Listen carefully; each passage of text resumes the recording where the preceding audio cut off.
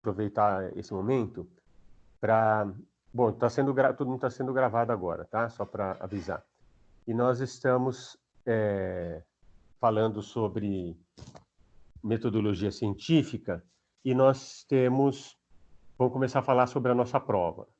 Então, veja aqui, a prova valia 1000 pontos, tá certo?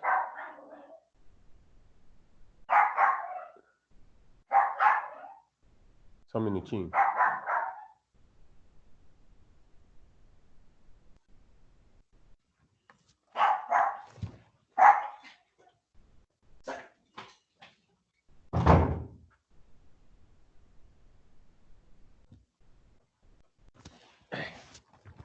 Desculpa.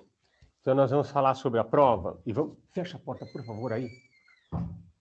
Obrigado.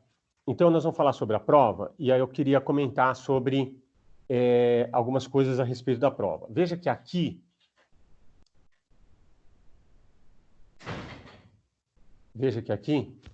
nós temos duas fichas, né? As perguntas e as respostas aqui. Então, aqui a gente tem como saber alguns dados a respeito da prova. Foram 22 pessoas que fizeram a prova e tem uma pontuação média de 667,3. Aqui nós temos um nome completo. Bom, RA, isso aí tudo bem. A terceira questão que está escrita aqui é, na verdade, a primeira questão da prova. Então, nessa primeira questão, 100% acertou a primeira questão. A segunda, só 27 acertou. A resposta correta era essa C aqui. Esse verde aqui, consistindo naqueles que acertaram, tá?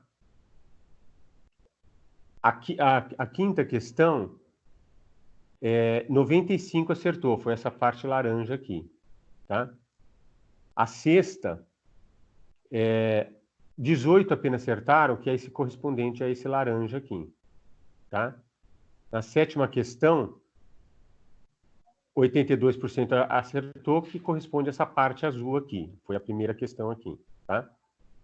A oitava, 14% acertou, que foi exatamente a parte laranja e não azul aqui.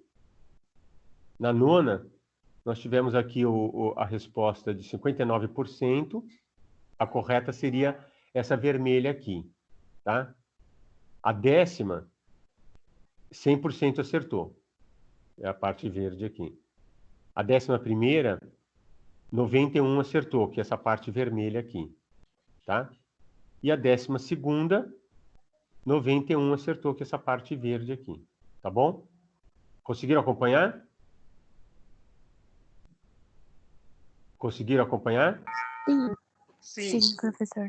Ok. Agora vamos olhar, então, a nossa prova especificamente, tá? Então, cada questão valia 100 pontos, o total da prova era 1000 pontos, tá? Preencheu o nome primeiramente, depois o CPF, o RA, e aí começava a fazer a questão, a responder as questões. Então, a primeira delas era, e todas elas baseadas na apostila, então não tinha muita dificuldade com relação a essa questão. A metodologia científica objetiva é estudar a cientificidade quando da busca do conhecimento. Assim, pode dizer que a metodologia científica busca o conhecimento baseado no método científico. Isso aqui eu falei diversas vezes e coloquei nos slides. Então, acho que não tinha muito erro, por isso que foi um acerto bastante alto aqui, tá? Não é um discurso que tem que ser persuasivo, né? A teoria baseia-se na física, não é exatamente isso, e o método do conhecimento é único e filosófico, também não é o caso, tá? A quarta, o senso comum consiste em um discurso com método científico, veja, nós estamos falando do senso comum, né? Um discurso com método científico baseado no bom senso? Não. Uma teoria resultado da observação científica? Também não, porque isso aqui é o discurso científico, né? Uma investigação de profundidade? Também não. É uma forma de conhecimento vulgar baseada em observações superficiais, né? A pessoa geralmente observa pelos sentidos, tá? Mas ela não aprofunda, ela acha que só porque ela vê de uma determinada maneira, escuta de uma determinada maneira, ela acha que aquilo é o suficiente para dizer o que ela sabe sobre o assunto. Por isso que o senso comum ele é geralmente falho. Por falta dessa profundidade e, na verdade, por não ter esse método científico aí, tá? Acho que essa aqui teve uma certa dificuldade, mas a forma A alternativa correta seria a C aqui, tá? Algum aluno perguntou? Professor, oi. Por favor, qual que é a resposta da número 3? Só para mim conferir, por favor. A número 3 é a A. Anotou? Anotei, obrigado. Isso eu ia falar aqui, ó. Você vê que as questões não tem A, B, C, D, E. Porque o Forms permite que eu altere não só a disposição das perguntas, eu posso alterar as posições dela na prova, e também posso alterar as alternativas. Por isso que eles não colocam A, B, C e D, tá bom? Mas a primeira aqui seria, a terceira seria correspondente a A. A quarta seria correspondente a C, tá? A quinta. Os tipos de conhecimento formam discursos que podem ser resultado do senso comum, da filosofia ou da ciência. Então, os tipos de conhecimento. Vamos ver os discursos aí. O único conhecimento verdadeiro é o da ciência. O que vocês acham? É verdadeiro isso? Não. Não é só o da ciência. A ciência é um tipo de discurso, é com certeza o que tem mais precisão, porém, ele também sofre alterações, tá? Então, não pode tomar a ciência como Quando a gente fala que o método científico chega a uma verdade, tem que se tomar um certo cuidado, porque é uma verdade científica, tá? Então, eu até fiz questão de mostrar na lousa que nós temos, quando eu falei da filosofia, eu falei que você tem a sabedoria, você tem um conhecimento científico, que é a epistemologia, e você tem o conhecimento que é o conhecimento prático, tá? Então isso daqui nem sempre é assim. Então, por isso que a alternativa correta seria C, mas vamos ver só as outras. Ciência é sempre especulativa? Não necessariamente. Ela pode ser descritiva, pode ser de outra forma, tá? A filosofia não contribui para o discurso científico. Claro que contribui, porque foi ela que introduziu a lógica e a ideia de demonstração. Depois se estabeleceu também a ideia do método científico, que é o que, no qual a ciência se baseia, tá? Então, a alternativa correta dessas 5 era a B aqui. O conhecimento pode ser sabedoria, conhecimento científico e conhecimento prático. Tá? A filosofia baseia-se na razão, mas não contém experimentação. Exatamente. Ela não contém essa experimentação, que é o que contém o método científico. O método científico você faz, não sei se você se lembra aqueles passos do método científico, você tem a experimentação como algo importante nele. Assim, o discurso filosófico também é científico. Não necessariamente porque falta essa experimentação. A ética não importa para a ciência, importa sim, né? Tanto é que se você fizer clonagem de pessoas humanas, há uma discussão intensa sobre questão de ética. Experimentos com fetos, etc., a mesma coisa, né? A ciência faz parte do conhecimento filosófico. Na verdade, a ciência fez parte do conhecimento filosófico, mas agora ela se desgarrou da filosofia. Então, o correto era o conhecimento filosófico resulta da lógica e da demonstração, mas não tem essa experimentação como a ciência, tá? Então, a alternativa correta era a B de bola aqui, tá? 7ª. O método científico contém as seguintes fases.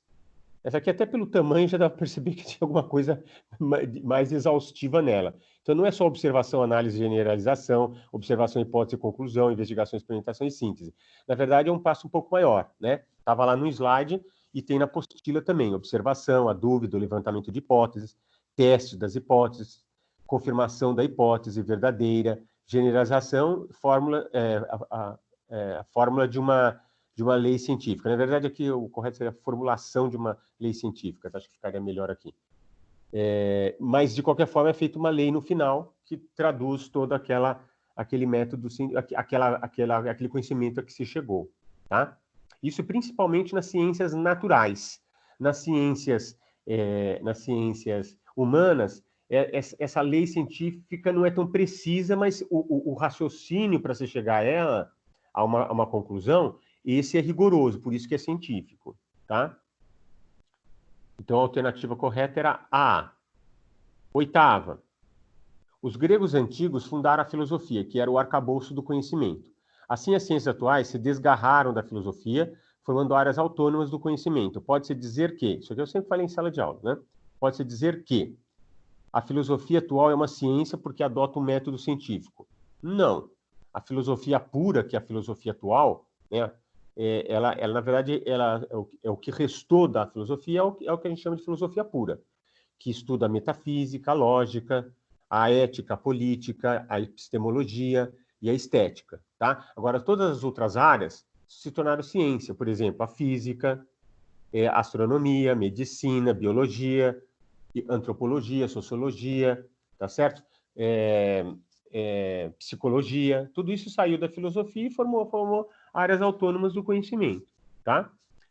Já vou pular aqui, vou continuar aqui. As ciências resultam do método filosófico? Não necessariamente. Ela tem um método científico.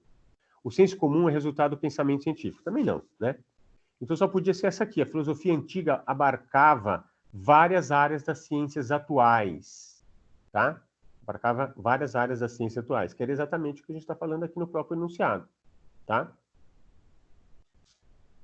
Então a alternativa correta era a B de bola.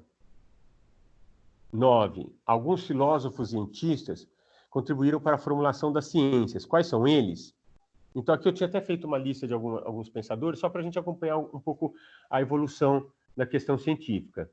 Então, Pitágoras pela demonstração, Aristóteles pela lógica. Isso daqui é uma contribuição para a filosofia. Vamos ver se isso também combina com a da ciência. Santo Agostinho por ser padre da Igreja Católica, nada a ver. Descartes pelo pensamento matemático e pela fé racional. Descartes é importante para o pensamento filosófico e também vai ser para o científico. Galileu pela experimentação ou indução experimental e Bacon pela observação e experimentação. Então só podia ser essa alternativa D de dado, do Galileu e do Bacon, porque eles falam em indução experimental e observação, tá certo? Então, para a formulação da ciência, não basta só a ideia de um pensamento matemático racional, nem lógica e demonstração, que isso é parte filosófica. Para formar ciências, foi necessário a experimentação e a indução experimental, ou seja, observação, experimentação, indução experimental, para que se produzisse um conhecimento científico, que é o método científico baseado nessa indução e nessa observação e experimentação, tá? Por isso que a alternativa correta é a D de dado aqui. A 10ª. A prova dos fatos ou fenômenos é de suma importância para a ciência. Assim pode-se dizer que é a prova dos fatos, né, ou fenômenos. Fato ou fenômeno é tudo que surge, tudo que acontece, tudo que está aí, os acontecimentos. As teorias são sempre comprováveis? Nem sempre. A teoria vamos dizer assim, um discurso, um estudo, uma formulação de algumas ideias, tá certo? Mas não necessariamente ela já se encontra comprovado na realidade, tá? O discurso persuasivo é característica da ciência? Não. O discurso persuasivo é, por exemplo, um discurso político, por exemplo. Ele tem que ser persuasivo, porque você tem que chamar a atenção das pessoas e conquistar as pessoas, tá? Então não é da ciência. Aliás, nos embates entre o Sócrates e os sofistas, era exatamente essa discussão, porque embora não seja ainda a ciência em si, mas as ideias de ciência que foram produzidas por Sócrates, veja que eu estou falando da filosofia porque ela era o arcabouço do conhecimento e então as ciências estavam dentro dela.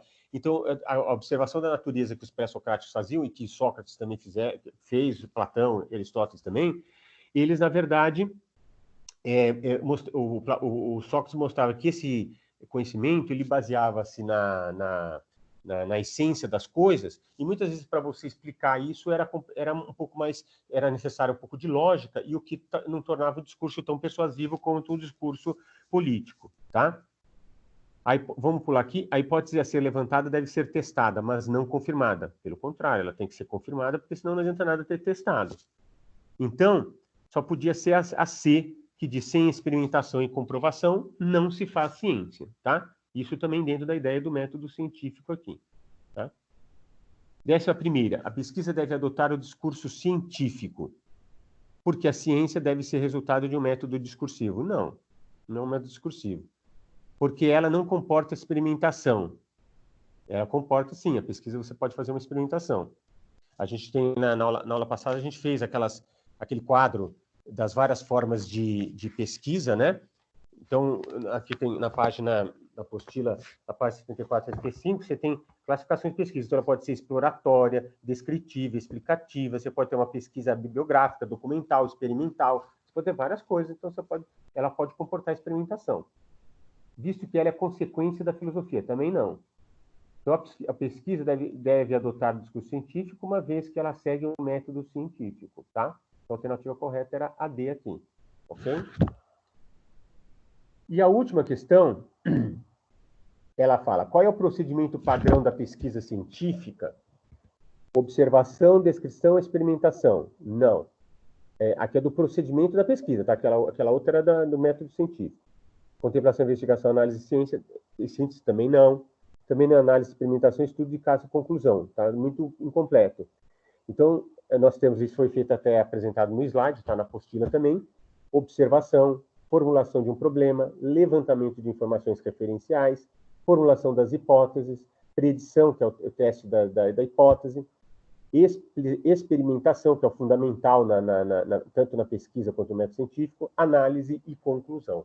Então, a correta era a C, conforme a gente havia mencionado, tá? Aqui na página...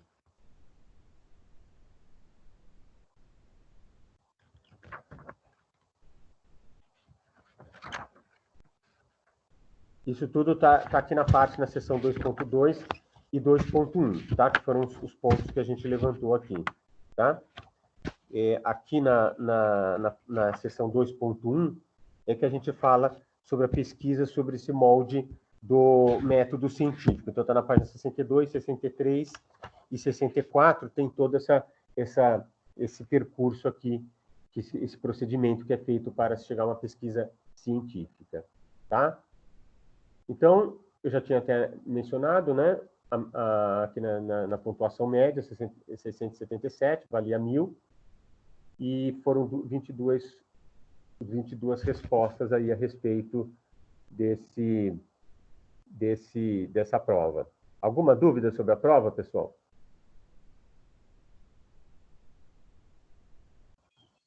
Não, professor. Não, nenhuma dúvida. Ok, eu fechei ali a nossa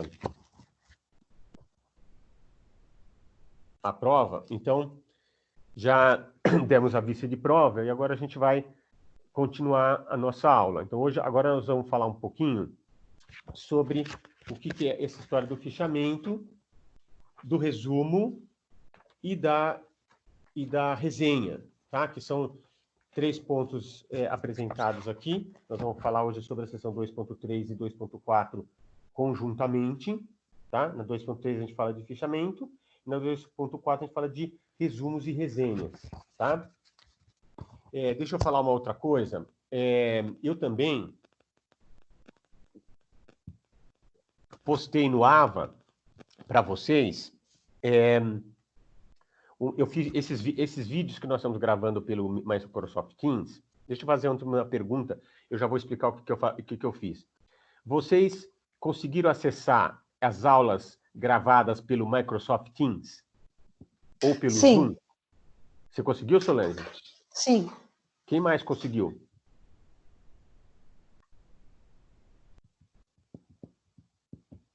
Ninguém conseguiu? Consegui sim, professor. Conseguiu, Rosilene? Eu também. Sim, professor. A Bianca e o Fred. Conseguiu, Fred? Sim, professor, eu também. Deu tudo certo. Tá. É porque eu fiz a conversão desse Microsoft Teams para o YouTube. Então, o YouTube ficou, acho que, mais fácil você acessar o vídeo. Como é que vocês fizeram? Vocês clicaram só no link ou vocês pegaram aquele link e colocaram, por exemplo, no Google? O que vocês fizeram? Direto no AVA, ali mesmo. Conseguiu acessar? Tá, interessante, porque alguns alunos falaram que não conseguiram acessar. Então, a gente fez essa conversão. Eu não fiz de todas, mas eu fiz, acho que das principais, conversão para o YouTube. Então, eu fiz, acho que foi na sexta-feira mesmo que eu fiz essa conversão. Então, acho que alguns puderam ter acesso a o YouTube, tá bom? Fala, Paulo, tudo bem? Então, vamos agora... Tudo, professor. Bom, a gente acabou de falar sobre a prova e agora a gente vai tratar especificamente da nossa aula, que vai ser a sessão 2.3 e 2.4. Nós vamos fazer conjuntamente as duas sessões aí, tá? Vamos voltar aqui. Deixa eu pegar aqui o nosso slide.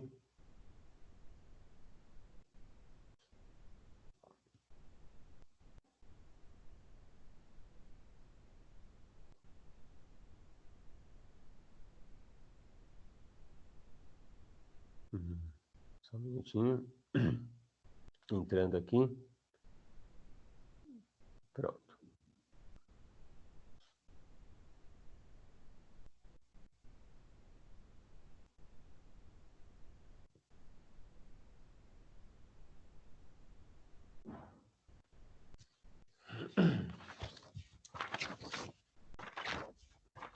Enquanto ele está entrando aí. Pronto, entrou aqui. Então, hoje, tratando de metodologia científica, nós vamos falar... O que a gente... Aqui, esse slide eu fiz um pouco de alguns passos anteriores para a gente chegar no que interessa. Então, nós falamos de tipos de produção científica, demos o conceito e o processo da pesquisa, como é que a gente analisou, inclusive, agora na prova, que a gente comentou. Professor, Então, professor, desculpa interromper, acho que o Jairo está querendo entrar na reunião aqui, eu vi aqui no WhatsApp. Espera aí, deixa eu ver. Alguém consegue passar o link para ele? Porque quando eu vou passar, eu demoro um pouco, porque passa pro meio do... Ah, o Fred passou aqui. É para liberar a entrada dele, professor. É só assim que ele consegue, não é nem pelo link, é só pela liberação, que ele demora um pouco. Obrigado, Vivian. É que, na verdade, Imagina. quando a pessoa entra, aparece para mim aqui na tela um Entendi. íconezinho, eu já admito de cara. Ele não apareceu por enquanto. Será que ele já entrou? Eu acho que a internet ela tá lenta e deve ser Ah, tempo de delay, alguma coisa assim. tá, mas assim que eu vir, eu já até deixei aqui do lado, a gente pode... A hora que ele... É o Jairo. O Jailson já está aí? Já, né? Mais alguém? Bom, vamos ver se ele entra aí. Deixa eu escrever aqui. Pode acessar. Estou... Estou sim, Jailson tá, professor. Beleza, eu já vim. Pronto, vamos esperar, ele deve entrar aí novamente, a gente vai conversando. Então, nós já falamos a prova, então vamos falar aqui da nossa aula, que é a sessão 2.3 e 2.4. Então, vejam que nós estamos falando sobre, falamos sobre a pesquisa, tá certo? E agora a gente precisa falar do fichamento, resumos e resenhas, o que significa tudo isso, e falar especificamente de cada ponto aí, tá? Então, aqui, esse slide aqui também repete o que a gente já fez, que é o procedimento da pesquisa. Veja, ó, observação, formulação de um problema, levantamento de informações referenciais, formulação das hipóteses, a predição, que é o teste da hipótese, a experimentação, análise e conclusão, que era naquela alternativa, acho que da última questão aí da prova, tá? Após a pesquisa, delimitando o objeto a ser estudado, em forma de uma pergunta, e realizada a busca em artigos, livros, revistas científicas, monografias, bancos de teses e dissertações, comunicações oficiais, etc., deve-se situar o problema num contexto, num período, numa questão. Então, veja que aqui eu estou resumindo o trabalho feito pela pesquisa, principalmente quando se trata de pesquisa na área das ciências humanas, que é o caso do direito, tá? A gente vai ver como é que essa pesquisa pode ser organizada, mas a gente vai delimitar o objeto dessa pesquisa. Por exemplo, eu quero falar sobre contrato. Ops. O que aconteceu aqui?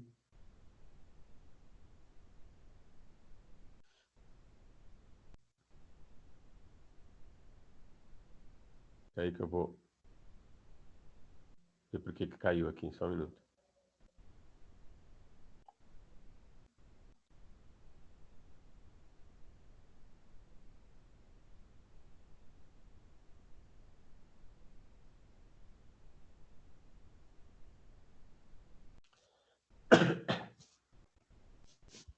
Vamos lá, voltando aqui.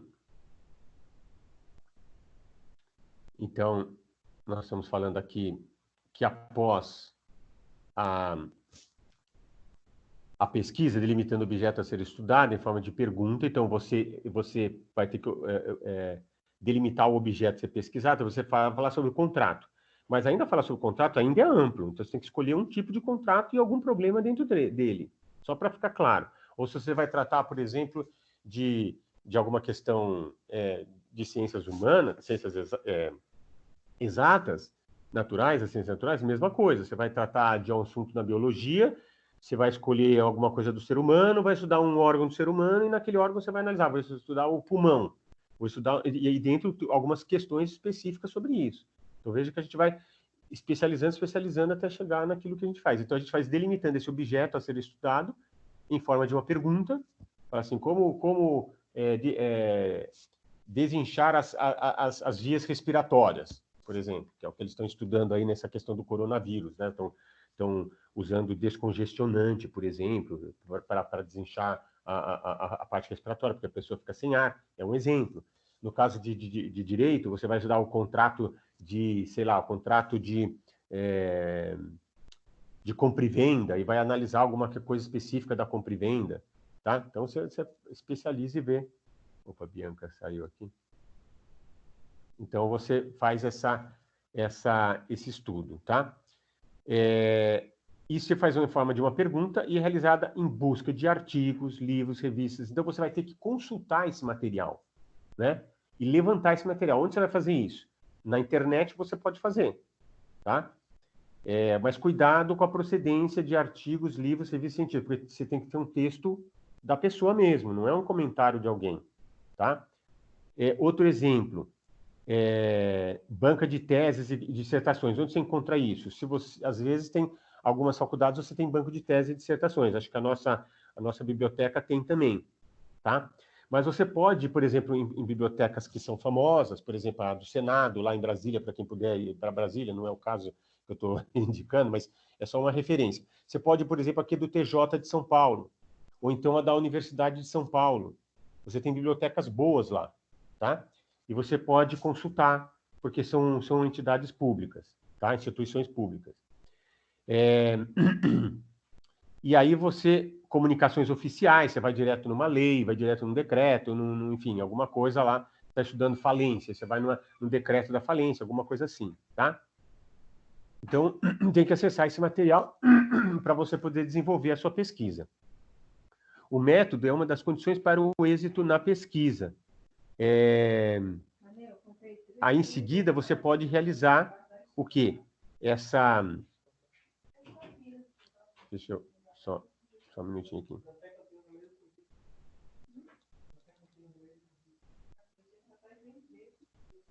O método é uma das condições para a pesquisa. Em seguida, realiza-se o resumo e a resenha, tá? Então, é isso que é feito posteriormente, ok? Ué, esse lado tá... Ele tá... Peraí que tá... Vocês estão vendo que é uma tela azul só? Pronto, aqui entrou, né?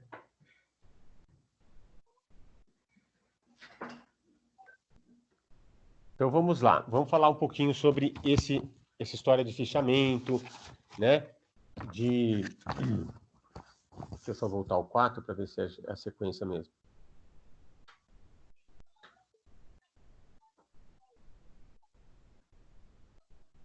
Isso, exatamente isso aí. Então, deixa eu só mostrar uma coisa aqui. Tem esse livro aqui, ó, que é um livro bem antigo, tá? Agora eu estou vendo aqui um olho, né? Já pensei em outras coisas. Mas olha só, esse livro aqui é um livro antigo, que eu comprei há muito tempo atrás, que ele chama assim, A Arte de Ler, de Mortimer Adler, J. Adler, e Charles Van Doren. Esse livro aqui foi um livro muito importante para mim, na época que eu era adolescente, que eu comecei a entender como que a gente faz uma leitura. Que a leitura, você tem graus de leitura que você pode fazer. tá? Então, ele fala sobre o que é o ato de ler, ele fala sobre as dimensões da leitura, os níveis da leitura. Aí ele fala o primeiro nível de leitura, leitura elementar. Segundo nível, leitura inspecional. Como ser um leitor exigente, né? Aí, numa segunda parte, ele fala o terceiro nível de leitura, leitura analítica, que a gente vai falar hoje, tá? Como classificar um livro, radiografar um livro, assimilar os termos de um autor, definir a mensagem de um autor, criticar um livro com imparcialidade, concordar ou não concordar com o autor, auxiliares da leitura. Na terceira parte, ele fala das maneiras de tratar as diversas fontes de leitura, tá? Como ler livros práticos, tá? Como ler ficção. É diferente de você ler um romance e você ler um livro manual de direito. Sugestões para leitura e ficção narrativa, peças e poemas. Como ler história. Livro de história, não é uma coisa assim. Como ler ciência e matemática. Como ler filosofia, como ler ciência social. E a quarta parte, que é a última parte, ele fala as metas finais da leitura. O quarto nível de leitura, leitura sintópica. Ele vai fazer uma síntese, tá? E a leitura e o crescimento mental. Aí ele tem até uma lista de livros recomendados, exercícios e testes no quadro de leitura, de níveis de leitura. Esse quadro, ele pega todos os livros que são obras fundamentais de autores. Eu não sei se dá para vocês verem, mas aqui ele está falando assim, por exemplo, livros de Homero, né? Oh, meu Deus. O livro de Homero, o Antigo Testamento, né? O Ésquilo, Sófocles, Heródoto, Eurípides, Tucídides, Hipócrates, Aristófanes, Platão, Aristóteles. Ele está falando, ele mistura livros de literatura, por exemplo, Dante Alighieri, Maquiavel. Então você tem o Dante Alighieri, ele tem a Divina Comédia, que é um poema, né, clássico, e tem o Maquiavel, o Príncipe, né? Mas aí você tem, por exemplo, Miguel de Cervantes, você tem, por exemplo, William Shakespeare, você tem John Locke. Você vê que até Isaac Newton tem aqui, tem cientistas aqui, ele coloca René Descartes, Harvey, Kepler, né, Blaise Pascal, Molière, que é um dramaturgo, David Hume, Rousseau, Stern, que é um escritor, que o Machado de Assis faz referência a ele, Adam Smith, que é um economista, né, Immanuel Kant, Edward Gibbon, que é tem um famoso livro sobre o declínio e a queda do Império Romano, né, um livro muito interessante, Jeremy Bentham, aí tem Jane Austen, que tem aquele famoso Orgulho e Preconceito, né, que tem até filme aí na televisão. É um filme maravilhoso, inclusive. Qual que é? É um filme maravilhoso, inclusive. Orgulho e Preconceito. Exatamente. Tem esse e tem um outro também que é dela, acho que Sem se preconceito. Eu só assisti Orgulho e Preconceito, mas eu sei que tem outra também, que ela é uma ótima autora. Né? Estou confundindo com o inglês aqui. Mas o Emerson, que é um poeta, tem ensaios também, perdão. Desculpa, o Emerson não é um ensaísta. Tem outro que é o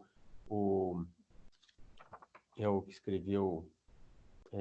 Bom, eu esqueci, é um poeta inglês que escreveu sobre o paraíso, né? Charles Dickens,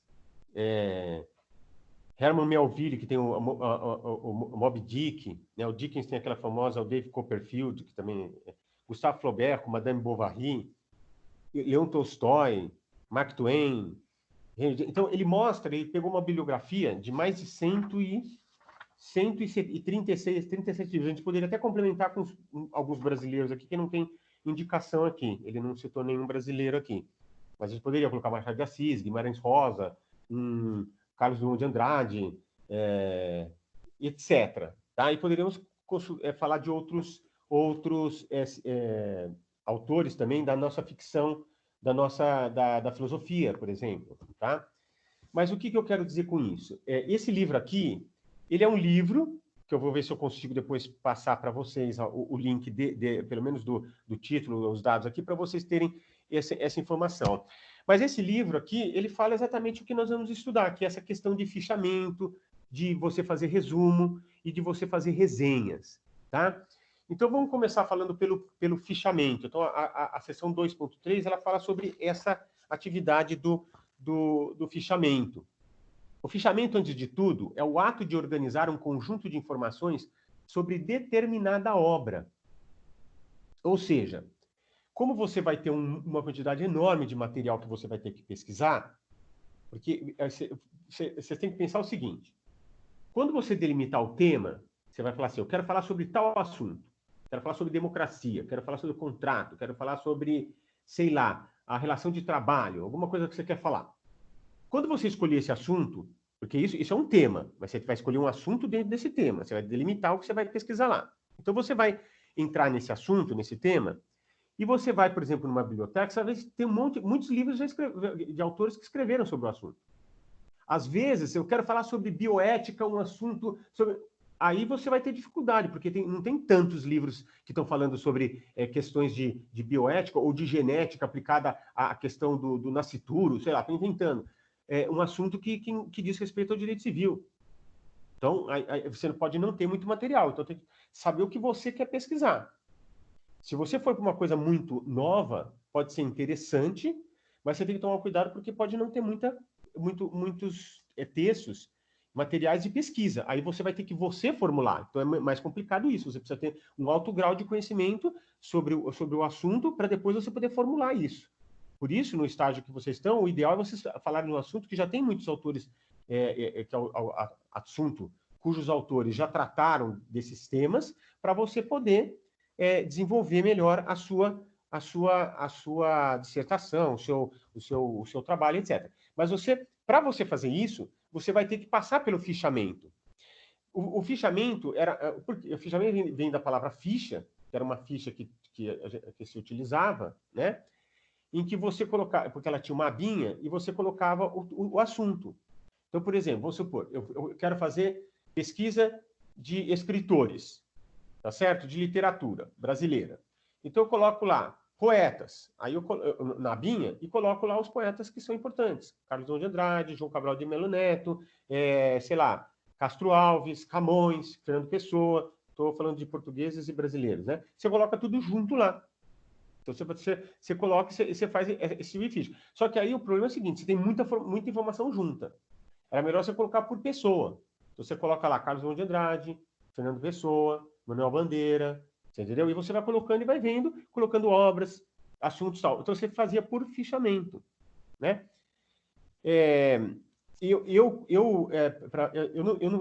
Quando eu fiz tanto a minha especialização, dissertação e tese, o que eu fiz? Eu sempre coloquei numa pasta grossa de plástico, tá certo? Tudo que falava sobre aquele assunto. Então, eu estou estudando processo, tudo que eu tinha de processo eu coloco dentro do direito processual. Tudo que eu tenho sobre ciência, eu coloco sobre lá. Tudo que tem de filosofia, não dá para você colocar numa pasta só. Mas eu coloco alguns textos básicos ali e outras coisas que eu quero fazer. E assim é uma espécie de fichamento. Mas ali, na verdade, eu não fiz um fichamento, eu só organizei o material que eu preciso.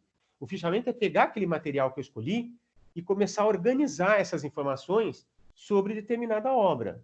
E aí eu vou falando uma a uma o que me interessa, tá? Só que hoje você, como tem o computador e você tem a internet, você pode fazer isso direto no computador. Então, você abre um arquivo.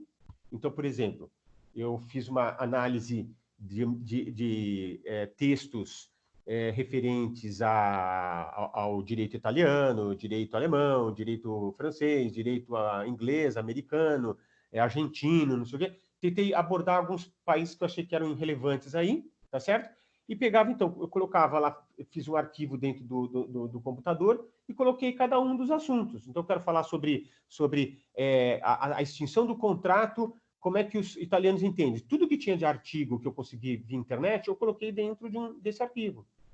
Então, eu tinha organização dessas informações. Mas eu ainda não coloquei nada meu ali, só simplesmente separei e organizei. Depois eu fui lá, peguei aquelas obras e fiz resumos. E coloquei isso dentro de um texto. Aí, isso passou a ser parte da minha tese. Eu só depois dei um ordenamento nos assuntos que eu falei.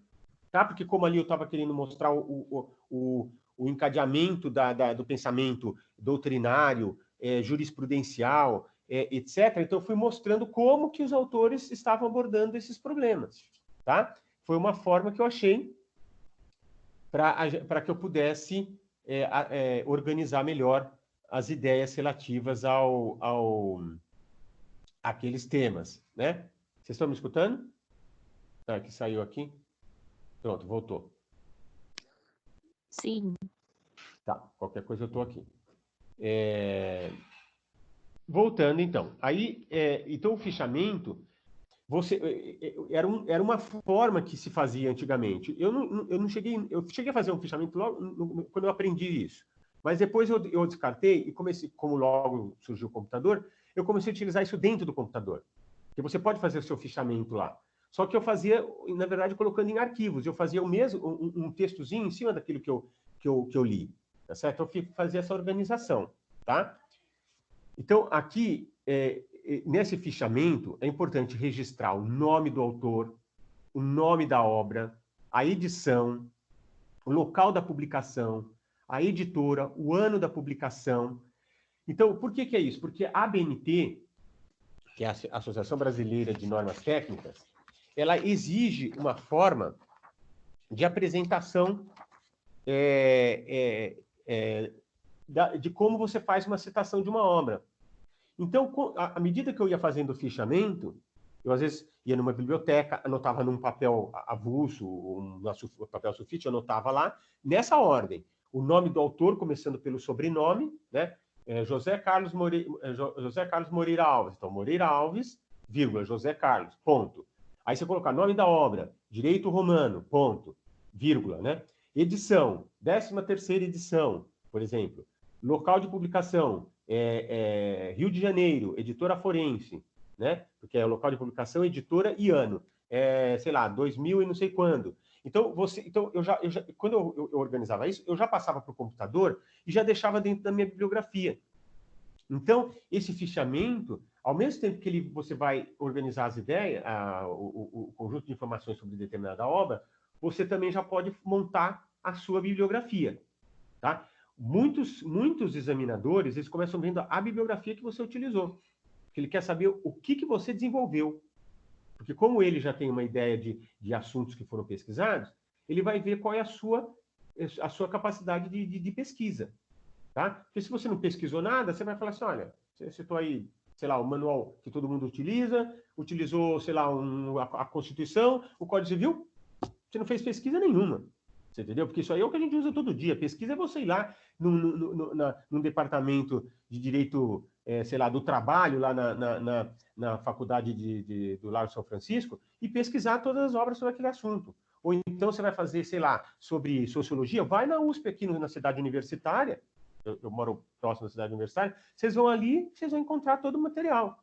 Você tem sociologia, você tem história, filosofia, física, química, você acha um monte de material que são excelentes bibliotecas, tá? Tem até muitas personalidades aí que doam essas obras para a Universidade de São Paulo, tá? Tanto de direito quanto de ciências, todas elas têm grandes obras aí que é muito interessante. Então, costumem já fazer isso, porque se você olhar que você tem... Para você fazer uma monografia, você demora pelo menos 6 meses. Os 2 primeiros meses é exatamente isso que você vai fazer. Você vai fazer pesquisa e fichamento. E depois você vai fazer uma leitura do material, depois você vai escrever, redigir, e depois você vai revisar aquilo que você fez. Sem contar que se tiver orientador, você vai ter que passar pelo crivo do orientador. Então, você vai ter idas e vindas nisso que você vai fazer. Então, você demora no mínimo 6 meses para fazer uma boa monografia. Um trabalho de curso é assim que vocês vão proceder. Por isso que eu já estou dizendo desde agora o que vocês devem fazer.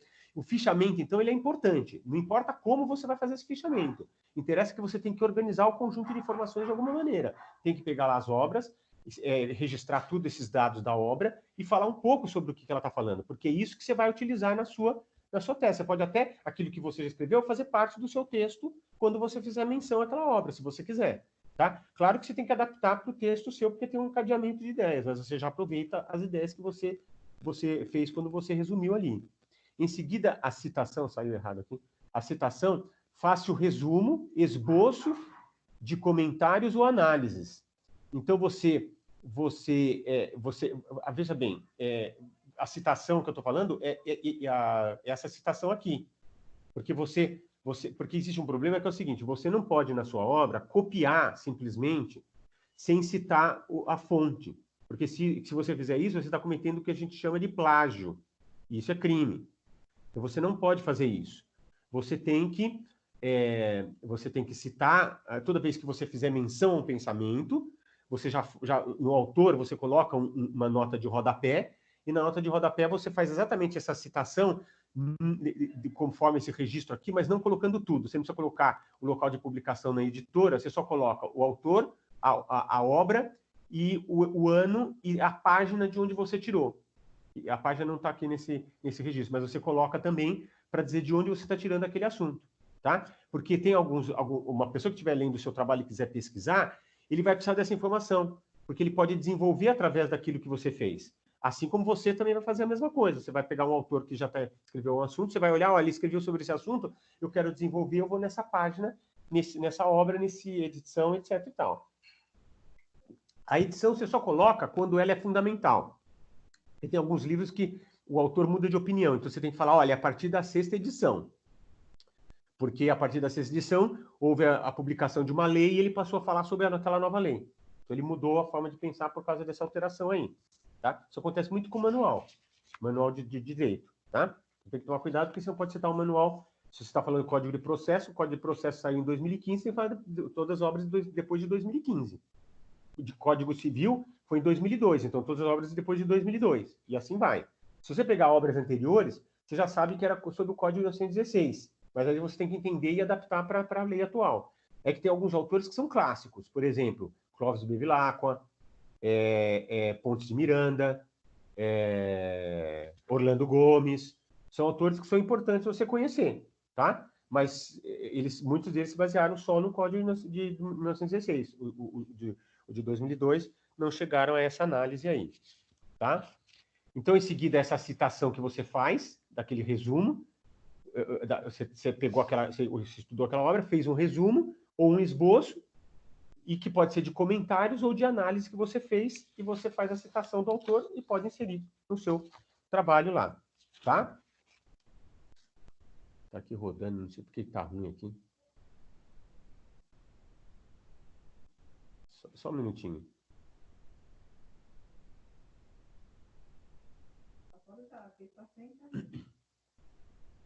Então, vamos para o próximo slide aqui. Então, só um detalhe aqui. Na nossa apostila, que fala na seção 2.3, ela fala sobre fichamento, conceituação, características e tipos, tá? Então, aqui na página 84, ele começa a falar sobre a prática da leitura, né? Como que você deve, como é que é o ato de estudar, porque estudar não é só fazer leitura. A leitura, geralmente, faz um romance, de uma ficção, um poema, alguma coisa assim. Agora, estudar é uma leitura mais aprofundada, que é como aquele livro fala sobre a arte de ler. Você tem vários níveis de leitura, tá? Ele diz assim, para que você tenha condições de questionar a qualidade e a forma como isso acontece, ou seja, para compreender a realidade, é preciso de leituras mais profundas que levem ao entendimento das coisas e por meio de processos nem sempre que são acelerados. Às vezes você tem que parar, meditar um pouco, tem que fazer esse resumo, ele pode demorar um pouco, mas quando você vai fazendo isso constantemente, vai ficando mais rápido, você vai se tornando um craque nisso. Na página 85, ele fala as vantagens de uma boa leitura. Primeiro, enriquece o vocabulário, pessoal, isso é muito importante, tá? Porque à medida que você vai analisar um texto significa exatamente isso, você começar a separar as partes, entendendo as palavras. Se você não entende uma palavra, você tem que fazer uma pesquisa, tanto em dicionário como Aurélio, Ruais, etc., Caldas Aulete, ou você, então, por exemplo, e tem também dicionários jurídicos, que às vezes é importante, às vezes tem enciclopédia jurídica também, que você pode consultar, tá? O importante é você entender aquele assunto. Às vezes na internet você consegue essa informação, mas às vezes não é tão aprofundado. Às vezes você tem que ir numa enciclopédia jurídica para entender melhor, ou num autor que trata daquele assunto. Então, quando você vai fazendo isso, você vai enriquecendo o seu vocabulário. Você vai começando a conhecer melhor a realidade. Preste atenção, você tem o sujeito e o objeto do conhecimento. O objeto do conhecimento, ele está aí, a realidade está aí. Se a gente não conhece a realidade, é um problema nosso, é pela nossa incapacidade de ver toda a realidade. Quando o homem ele não tinha descoberto o telescópio, ele enxergava os astros com os seus olhos. Só que quando ele conseguiu o telescópio, ele começou a ver melhor os astros, ele começou a compreender melhor os astros, o funcionamento dos astros. Então, veja a importância que isso tem, tá certo? Então, você aumenta a capacidade de conhecimento.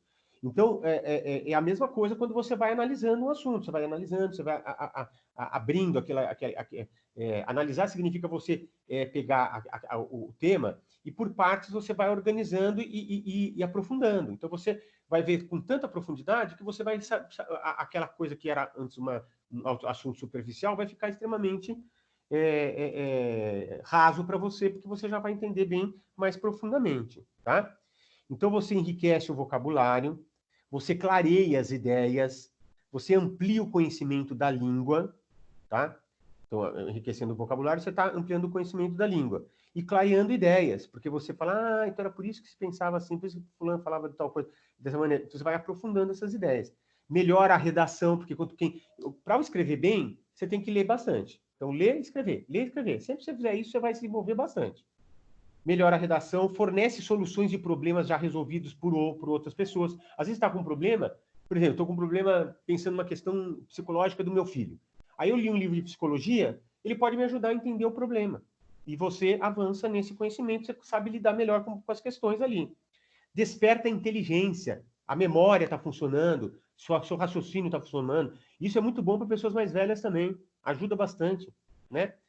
E aperfeiçoa a cultura, dentre outras vantagens que a leitura traz. Então, eu estou falando bem isso aqui para vocês desenvolverem leitura.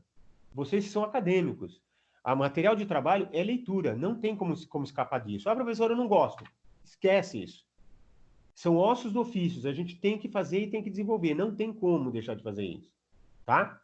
Então é importante vocês observarem, né? Aqui tem um autor que fala sobre a questão do leitor como sujeito-objeto, né? Condição de objeto, condição de sujeito, né? Aí ele fala das fases, mais para frente, um outro autor, Serve e Dervian, eles falam da fase da leitura informativa, ou seja, aquela que é destinada à coleta de dados ou informações que serão utilizadas em trabalhos ou com o objetivo de responder a questões específicas, é composta por etapas. Então, você tem as etapas da leitura de reconhecimento ou pré-leitura, você tem a leitura seletiva, a leitura crítica ou reflexiva e a leitura interpretativa. Veja, esse outro livro, ele fala níveis de leitura, mas é exatamente isso daqui. É esse sentido aqui. Eles só utilizam alguns termos diferentes da nomenclatura dele, mas é a mesma coisa que você tem. Então, a leitura tem um sistema americano, eu já vou voltar sobre isso aqui, mas só para vocês saberem. Que ele diz assim, o sistema deles é SQ3Rs. O S significa survey. O segundo, eu acho que eu coloquei isso em sala de aula. O Q é o query. E depois você tem RRR, são 3 tipos de leitura. A leitura rápida, a leitura analítica e a leitura sintética. Então veja que aqui ele repete um pouco isso, né? Esse survey e o query, você vai lá na biblioteca, o survey é uma visão geral. Então você folheia o livro para você saber. Ou você faz isso digitalmente, você pega um texto da internet e você vê o que ele fala, quem é o autor, você vai sabendo as informações. O que ele fala sobre esse assunto? Será que no sumário tem alguma informação sobre o assunto que eu estou pesquisando? Será que ele aborda? Então, você vai analisando. Então voltando aqui para o quadro da página 86, ele fala leitura de reconhecimento e pré-leitura. É uma fase que corresponde ao levantamento das fontes bibliográficas que contenham dados ou informações que poderão ser aproveitadas. Então, você faz isso numa biblioteca. Você levanta esse material e começa a analisá-lo. Após o levantamento, procede-se ao exame das fontes para saber do que está tratando, se é o que te interessa, tá? Então, você pega vários livros, vai vendo, esse aqui não serve, esse aqui não serve, esse aqui serve, esse aqui serve, e você vai anotando lá os dados, por causa do fichamento que você vai fazer junto com a leitura. Leitura seletiva. Implica numa seleção do material que será utilizado em conformidade com as necessidades do estudo. Ainda não se trata de uma leitura exaustiva e minuciosa apenas para verificar se os dados apresentados fornecem informações sobre o assunto que estará sendo estudado. Então, ainda estamos nessa fase de seleção das informações. Mas é importante porque é aquilo que você vai tratar no seu texto. Aí você já começa uma leitura mais aprofundada, que é a leitura crítica ou reflexiva. É uma etapa que corresponde ao estudo dos textos, levando a compreensão da mensagem do autor. Esse estudo passa por fase, uma visão global do texto, análise das partes para chegar a uma síntese integradora, tá? Que é exatamente aquilo que eu falei. Você faz uma leitura rápida, uma leitura analítica, você vai separando por partes para entender, verificando o que ele realmente está falando, consultando algumas coisas, e depois você chega à síntese, que é você resumir isso daí, tá? E a leitura interpretativa, que é a última etapa de leitura. É a fase em que se decide se o texto estudado tem condições de ser aproveitado ou não para a situação problema apresentada. A interpretação requer ter uma posição própria a respeito das ideias apresentadas pelo autor, estabelecer um diálogo com o autor, ler o que está nas entrelinhas, né? Então você vai usar aquele autor, de alguma forma, para conversar com aquilo que você está tratando, tá? Então veja que esse quadro aqui é interessante, porque ele coloca aí essas fases da leitura, que é bastante importante. Aí ele continua aqui, diz que ler bem é uma condição fundamental para a leitura com qualidade, tá? Isso é importante ressaltar aí, tá? Agora, geralmente se pergunta, né, que é muito comum entre os alunos em geral, se devem ter muitos textos para ter condições para elaborar uma resenha. Será que é preciso ler muitos livros para fazer a resenha ou resumo? Olha, isso depende de vários fatores. Por exemplo, depende da atualidade do tema. Se não tiver muitos livros, não adianta. Você pode não ter muita obra sobre isso. E a existência de estudos sobre o tema. Então, você tem atualidade e essa existência de estudos sobre o tema, porque são duas coisas interligadas. Se o assunto é muito atual, tem muita pouca gente que pesquisou o assunto. Então, você tem poucas obras sobre o assunto. Então, você não tem muito que ler para fazer o trabalho, mas você tem que entender aquele assunto.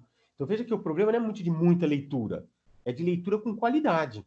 Você tem que escolher aquelas obras importantes para você fazer a qualidade da leitura, você ter uma leitura adequada, porque aquilo que você vai ler, que vai interessar para a sua obra, é que é o importante, tá? E por isso que se faz o fichamento, porque o fichamento ele fecha todas essas ideias, tá? Porque o fichamento vai organizar todas essas leituras que você fez e pesquisas que você fez, tá? Aí a gente já explicou como é que funciona essa ficha. Ele tem aqui na apostila, na página 88, 89, ele dá exemplos de fichamentos, né? Você pode fazer, por exemplo, uma ficha bibliográfica sobre autores por letra do alfabeto. Então, M, Marconi, Marina, tal, técnicas de pesquisa. Você vai colocando lá os textos lá. Eu em vez de colocar isso, eu prefiro passar direto para a minha bibliografia. E coloco, se alguns textos, eu já coloco dentro do meu texto. Eu pego e falo assim, bom, eu vou falar sobre esse assunto aqui, só que eu deixo no arquivo, que depois eu vou inserir sobre esse autor. Então, eu vou falando arquivos. O Marconi falou sobre técnicas de pesquisa, então eu coloco lá, fiz um resuminho, coloquei isso no arquivo. O meu texto sobre o autor o autor específico daquela obra. Então, está escrito lá, está guardado. Depois eu posso juntar o meu texto de trabalho lá, tá? Se eu já estiver escrevendo a obra, eu posso já colocar direto lá. Só que eu tenho que sempre colocar ele na bibliografia, porque não posso esquecer que ele foi citado lá, tá? Aqui ele fala, o outro exemplo de ficha de resumo, né? Que é a ficha bibliográfica, você coloca só o autor, a obra, etc. Aqueles dados que a gente já falou no slide anterior aqui, né? Nesse slide aqui, ó, o nome do autor, o nome da obra, edição, local de publicação, editora, tudo isso você coloca junto, tá? Na ficha bibliográfica. Mas existe a ficha de resumo. Então, além de você colocar esses dados, você já começa a falar sobre o assunto. Então, eu vou falar sobre Bueno, cultura brasileira. Aí eu falo lá, estudo da identidade nacional, está profundamente ligado à interpretação da cultura, blá, blá, blá. Começa a falar sobre aquela obra, tá? Aí eu falo assim, ó, os autores abordam a cultura brasileira, da identidade nacional, assunto, segundo eles, de origem, blá, blá, blá. Eu vou colocando as ideias sobre esse assunto. Veja que aqui é só de resumo. Eu só estou falando das ideias do autor, eu não estou colocando minhas ideias sobre isso, tá? Então tem que tomar cuidado. Então são exemplos de como você pode fazer fichamentos, porque ele vai organizar tudo isso que você fez naquela pesquisa, naquelas leituras que você esteve abordando. Alguma dúvida sobre a questão? Só um outro detalhe aqui, no vocabulário ele fala compilar. Compilar é reunir em uma mesma obra trabalhos de diferentes origens, Contextualizar é situar o contexto dentro de determinado período de tempo e lugar, uma vez que esses aspectos não são meros detalhes e permitem dar a forma ao fenômeno que se estuda. Então, contextualizar é colocar no tempo e no espaço, tá? E interdisciplinar significa relacionar o conteúdo de duas ou mais disciplinas para a compreensão do assunto. Então, eu posso falar de um assunto que envolve direito processual e direito constitucional, direito civil e direito constitucional, ou então direito do consumidor e direito civil, ou então pode até abordar filosofia do direito, ou filosofia do direito e mais teoria do Estado e direito constitucional. Então, você pode analisar de várias formas, duas ou mais disciplinas, para compreender bem a questão. Alguma dúvida sobre isso? Da minha parte, não, professor. Ok, então vamos falar agora dessa outra parte. Terminamos aqui o fichamento, né? Agora vamos falar sobre a seção 2.4, que termina a segunda unidade, que fala de resumos e resenhas, né? Conceituação, características e tipos. Então, aqui o que é importante a gente observar é o seguinte, nessa parte aqui da apostila, ele vai falar como fazer resumos e como você fazer resenhas. Então, eu já dei algumas dicas. O resumo é a síntese do material analisado. Veja, é aquela etapa final da leitura. Que você não fez o survey, o query, né? Você fez uma visão geral, questionou, e depois você começou a fazer leitura rápida para conhecer o material, levantar o material. Depois você analisou aquele material e depois chegou à conclusão, por autor. Então, essa última parte, que é a síntese, é exatamente o que você vai... É essa parte aqui do resumo. Então, todo resumo, na verdade, é uma síntese desse material que você está analisando. Veja como ele é importante. Por isso que, na verdade, veja, vocês hoje têm muito material mastigado. Essa apostila é um material mastigado. Mas é interessante quando o professor, qualquer que seja, por exemplo, indiquei esse livro aqui, tá certo? Poxa, sei lá, eu estou com outro livro aqui que eu estou estudando um negócio. Max Weber, você tem um livro citado? Vai dar uma olhada no livro, vai saber o que é esse livro. Porque isso vai permitir você um dia você pode utilizar isso, né? Eu, por exemplo, tinha lido esse livro aqui, e uma vez fui fazer no curso de pós-graduação para o doutorado, eu fui fazer uma matéria, porque eu fiz matérias interdisciplinares também, não fiquei só no direito civil, que foi a área que eu defendi a tese. Eu fui assistir uma aula de filosofia do direito, com um professor que eu conhecia, que era o professor Ronaldo, né? Ronaldo Porto Macedo, ele é procurador de Justiça do Ministério Público de São Paulo, e ele é professor titular na Universidade de São Paulo. Ele foi, inclusive, amigo das minhas irmãs lá, que era conhecido lá. Então, aí eu fiz essa aula com ele, e ele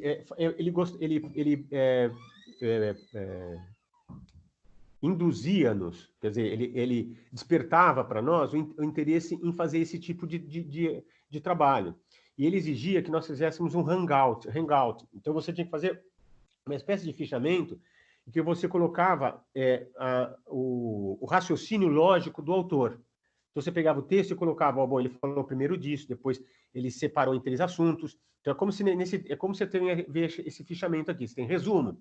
Aí você tem, ele falou primeiro do resumo crítico, depois do resumo indicativo, depois do resumo informativo, a resenha, falou disso, daquilo. Então, você vai organizando a ideia. E depois a gente fazia uma apresentação. A gente apresentava esse resumo e depois fazia uma apresentação sobre o material. E ele citou esse livro aqui, como você fazer leitura. Eu falei assim, olha que coisa interessante, ele também tinha o mesmo livro que eu utilizei para fazer leitura, que é um livro antigo, né? Isso aqui é da década de 80, se eu não me engano, esse livro aí. Mas é muito bom. Então, isso que para você fazer um resumo, é nesse espírito que você tem que fazer, tá? Então, ele é a síntese do material analisado. Nesse texto, não se insere a opinião do autor, apenas reproduz as ideias centrais do texto. Então, é importante frisar isso daí. Por isso que você tem esse resumo crítico, né? Na página 98, ele fala, o resumo é um tipo de trabalho muito solicitado no meio acadêmico e nem sempre muito bem entendido. A norma da ABNT estabelece que o resumo é a apresentação concisa das partes de um documento e o caracteriza em crítico, indicativo e informativo. Então, o resumo crítico é aquele que é redigido por especialistas com análise crítica de um documento. também chamado de resenha. Então, veja que a resenha, ela nada mais é do que, a resenha é uma espécie de resumo, que é esse resumo crítico aqui. Por que crítico? Porque você vai criticar aquilo que ele está falando. Então, além de você resumir, você vai fazer algumas críticas. Olha, esse autor falou disso, disso, disso, mas ele não falou sobre esse tema aqui, que hoje é um tema importante sobre esse assunto. Está falando sobre a cultura brasileira, não falou sobre um problema que o fulano de tal apresentou. Então, é importante você ter essa informação. Tá? Nesse resumo crítico, quando analisa apenas uma determinada edição, entre várias, denomina-se recensião, tá? Que é outro tipo de análise crítico. Então, veja, você às vezes tem uma obra que você tem várias edições. Se você escolher uma determinada edição, é bom você dizer por que você está escolhendo ela. É como se você estivesse fazendo um estudo aí específico daquela edição lá. O resumo pode ser ainda indicativo, ou seja, ele indica apenas os pontos principais do documento, não apresentando dados qualitativos, quantitativos, etc. De modo geral, não dispensa a consulta ao original. Então, o indicativo ele só vai dizendo o que a obra fez, se você está sendo fiel ao que a obra falou. Isso é muito importante, tá? Porque se uma pessoa também leu aquele livro e vê que você está falando coisa que não é, ele já desqualifica a sua tese. Entendeu? Ele olha, você está falando uma coisa que não é o que ele falou, tá? Então tem que tomar muito cuidado, porque você tem que falar o que o autor falou e não o que você quer falar. O resumo informativo, ele informa ao leitor finalidades, metodologia, resultados e conclusões de documentos, de tal forma que este possa, inclusive, dispensar a consulta ao original. Então, aqui, você já está dando o indicativo, você só aponta o que ele falou. O resumo informativo, você já está informando outros aspectos, como a finalidade, a metodologia utilizada. Olha, ele utilizou um método experimental, ele utilizou uma pesquisa, lembra aquelas classificações da pesquisa que ele utilizou? Foi, sei lá, uma pesquisa descritiva, estudo de caso, vários assuntos que você pode colocar. Os resultados e conclusões que ele chegou, tá? Isso, muitas vezes isso acaba dispensando o original, porque você, sendo muito fiel, você consegue abordar aquilo que é importante, tá? Então, voltando aqui, né, você tem a resenha, também sintetiza as obras consultadas, mas permite a inserção crítica do autor dela, né? Então, você faz uma crítica àquilo que o autor falou. Aqui na apostila, na página 96, ele diz que a resenha é um texto em que o seu produtor precisa apresentar a apreciação crítica de uma obra. Ou seja, você precisa ler aquela obra, você vai fazer também um resumo, só que você vai fazer uma apreciação. E aí você vai dizer, olha, com relação a essa questão cultural, nós temos esses pontos aqui, ele abordou esse e esse, mas ele não mencionou esse. Então, aqui talvez seria interessante que ele tivesse abordado para chegar a uma conclusão diversa. Então, você vai fazendo uma apreciação crítica. Ou então, olha, o autor abordou de forma exaustiva, falou disso, falou daquilo, ele estudou todas as obras produzidas a respeito daquele assunto, as principais, e realmente conseguiu avançar nesse tema, tá? Sempre na elaboração de um texto, né? Porque não é simplesmente uma sequência de frases recolhidas conforme a sua sonorização ou critério. É preciso que haja unidade, coesão e coerência. Então, quando você estiver fazendo o resumo e a resenha, você tem que buscar essa unidade, coesão e coerência. Você tem que girar em torno do que foi dito ali, tá? Ainda na apostila, né, ele dá exemplos de resumo informativo na página 99 e 100. Tem um quadro lá que vocês têm exemplo de um resumo informativo, para vocês entenderem como é que funciona. E na página 101, ele dá um exemplo de uma resenha crítica. Mas antes de fazer essa resenha, ele mostra um quadro quanto à estrutura da resenha. Então, você pode fazer... Ela é dividida por um cabeçalho, a credenciais do autor, resumo da obra, conclusões do autor, metodologia utilizada pelo autor, quadro de referência do autor, comentário crítico e indicações da obra. Então, você tem o cabeçalho, você contendo as referências bibliográficas com todos os dados completos da obra resenhada. Então, se você tiver no seu texto da tese, você coloca como nota de rodapé, mas se você citar na bibliografia, você coloca op-cite, quer dizer, obra citada, tá certo? Que você já fez referência a essa obra, tá? Então, ou você fez referência em notas anteriores, ou ela está na bibliografia. Então, você coloca lá, inclusive, quando a edição é importante, você coloca também a edição, mas você coloca aqueles dados fundamentais que a gente mostrou no fichamento, tá? A credenciais do autor, ou seja, informações do autor, nacionalidade, formação universitária, títulos, livros e artigos publicados, tá? Isso às vezes é importante numa resenha, ou então, se você, por exemplo, for fazer alguma menção sobre aquele autor, você pode fazer isso numa citação. Ó, o fulano de tal, ele tem essa formação nessas áreas aqui, por isso que ele pesquisou esse assunto, etc. e tal. Resumo da obra, resumo das principais ideias do texto. Ali você vai buscar responder o que trata esse texto, qual a característica principal, e sempre se exige um conhecimento prévio para entendê-lo ou não, e a descrição dos capítulos ou partes das obras. Então, você vai fazer por organização do texto específico. Tá? Conclusão do autor, apresentar as conclusões a que chegou o autor. Isso é importante, para saber, ele falou disso, mas chegou a essa conclusão. A metodologia utilizada pelo autor. Que métodos e técnicas o autor utilizou? O quadro de referência do autor. Que teoria serve de apoio ao estudo apresentado? Tá? Comentário crítico feito pelo resenhista. Aí é você que vai falar, não é só o que a obra apresentou. É o julgamento da obra. As ideias são originais? Como é o estilo do autor? Ele explicou tudo o que precisava? Indicações da obra. O resenhista explicará a quem está endereçada a obra e se pode ser adotada em algum curso. Por exemplo, nós estamos falando de cultura, tal, vamos indicar essa obra aqui. Produção de texto, vamos indicar uma obra sobre isso aí. Esse livro aqui é um exemplo. Eu estou indicando para vocês uma obra que fala sobre como fazer leituras e trabalho de pesquisa. Tá? Então, ele tem um exemplo, um quadro de exemplo de resenha crítica. Ele faz uma referência bibliográfica, ele mostra lá o autor, que é o Mário de Andrade, Querida Henriqueta, que são casos de Mário de Andrade e Henriqueta Lisboa, do Rio de Janeiro, foi feita no Rio de Janeiro, né? José Olímpio, de 1991, página 114. Aí ele coloca informações sobre o autor, ele fala quem foi Mário de Andrade, as cartas de Mário de Andrade a Manuel Bandeira, a Oneida Alvarenga e a Carlos Drummond de Andrade, né? A Prudente de Moraes, etc. E tal. Então, ele vai colocar, e o Pedro Nava, que são autores aqui que ele mencionou. O gênero da obra, né, são cartas, vai colocando lá, um resumo, depois ele faz uma apreciação, as cartas foram escritas na data tal, ele contextualizou, quando o Mário veio a falecer, e são mais do que uma fonte de informação e depósito de ideias estéticas sobre os trabalhos dele, etc. e tal. Recomendações, a obra é indicada para todos que se interessam pela obra de Mário de Andrade, literatura, educação artística, letras, etc. Então veja que você tem um quadro de uma resenha crítica que você pode fazer, tá? Ele fez por partes, mas você pode fazer um texto sobre isso aí, contínuo, tá? Ele dá aqui exemplo de resumo de trecho trecho de texto, tá? Que você pode fazer. E no vocabulário, ele falou conciso, é aquele que diz muitas coisas em poucas palavras, uma pessoa que consegue resumir tudo, né?